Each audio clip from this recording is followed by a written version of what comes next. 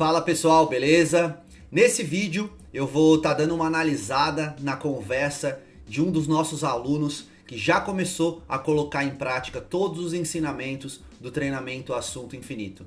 Eu recebi esse print logo 2 ou 3 dias depois dele comprar o curso e a gente já vai poder perceber que ele utilizou várias ferramentas que eu ensino no curso. Teve alguns momentos que eu acho que ele deu uma derrapada, que ele poderia agir de maneira diferente, e é justamente por isso que eu acho importante que vocês assistam esse vídeo, porque talvez vocês estejam cometendo os mesmos erros.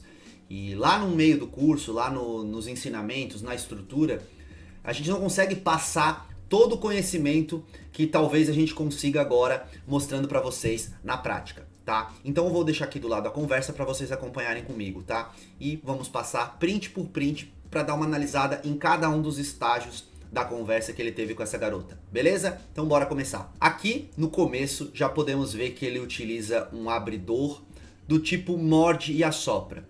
Ele comentou no status dela. Ela botou alguma coisa no status, a gente não consegue ter acesso ao status aqui dela, certo? Eu até esqueci de perguntar para ele o que estava escrito nesse status, mas ele mandou um abridor morde e assopra. Acho interessante esse seu jeito preguiçoso de ser. Então ele chama ela de preguiçosa e ele diz que acha isso interessante. Então ele dá um elogio e faz uma zoeira ao mesmo tempo. E vocês podem ver que já chamou a atenção dela, porque ela fala, meu Deus, kkk, amei, kkk. Depois de um tempo, ele continua a conversa se justificando. Desculpa a demora, é que eu estava estudando, depois tive que ajudar o meu pai. Aqui vocês podem perceber que ele usa o gatilho mental de ser uma pessoa ocupada, uma pessoa que está ajudando o pai. Eu acho que é uma coisa que já é uma demonstração de valor que ele faz para continuar a conversa e para justificar a demora que ele teve em responder ela. Essa demora, eu não sei se foi proposital, mas é muito válida, né? Porque mostra que você não tá ali de bobeira no WhatsApp o tempo inteiro. Ele continua, você gosta de dormir, né? KKKK. Aí ela respondeu, quem não gosta? Como vocês puderam perceber, ela mandou 2 áudios dizendo que não gosta de dormir durante o dia e tal. E aí ele responde, sério? Putz, eu também não. O que ele faz com esse comentário? Ele mostra pra ela que eles são parecidos, entendeu? Que os dois têm uma característica em comum. Isso é legal. Isso também ativa o gatilho da afeição, um pouco, né? Da proximidade ali.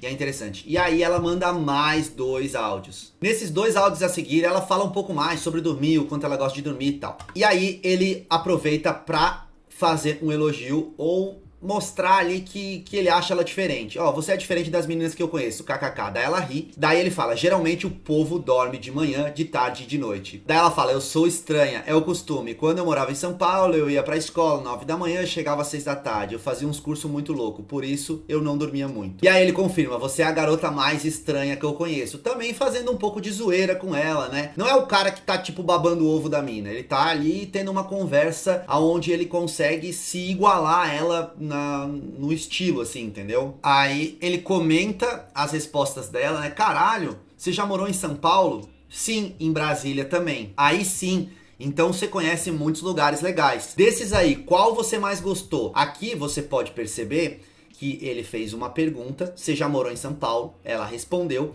Ele fez outra pergunta do tipo questionadora, perguntando desses lugares, quais você mais gostou?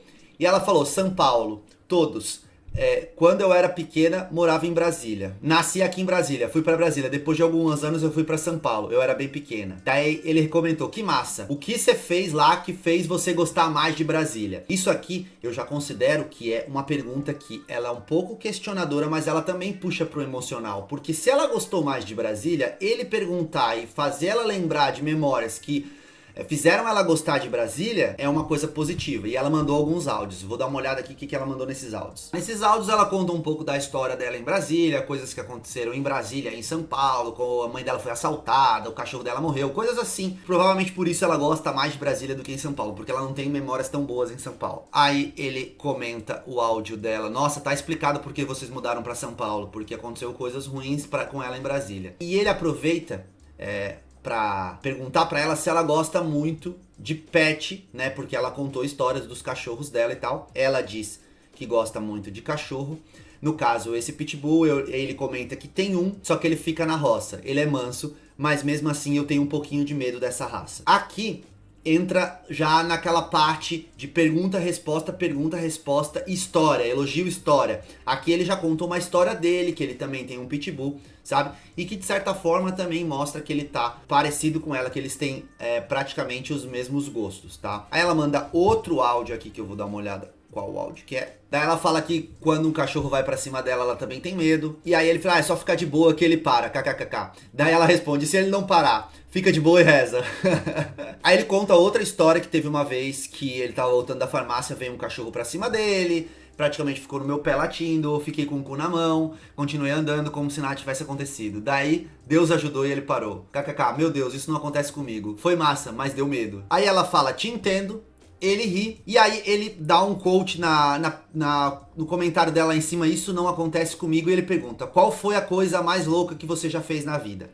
Ela visualiza e não responde e apenas ri. Depois disso não tem mais nada. Ao meu ver, aqui ele podia ter continuado talvez a conversa com algo do tipo que esteja relacionado a isso não acontece comigo, sabe? E aí isso não acontece comigo, ele poderia falar, tudo bem, não aconteceu isso contigo, mas você já se deu mal com algum animal? Ou você já teve algum problema com algum animal? Quando ele puxa esse assunto aqui, qual foi a coisa mais louca que você fez na vida? Ele tá querendo puxar uma conversa emocional que eu ensino lá. Só que aqui já tava rolando uma conversa emocional. Eu achei que essa transição aqui foi pouco sutil. Entendeu? E ele tá fazendo muita pergunta. Então aqui seria um ponto legal pra terminar a conversa e falar algo do tipo, poxa, você não sabe o quanto eu adorei conversar com você, mas agora tenho coisas pra resolver, outro dia a gente conversa. E aí outro dia ele chama a conversa e fala, e aí menina louca, beleza? Como é que tá aí os animaizinhos? Sei lá, alguma coisa assim. E ela vai responder, menina louca, por quê? Aí você pode mandar uma pergunta, porque sim, tenho certeza que você já fez bastante loucura nessa vida. Qual a coisa mais louca que você já fez?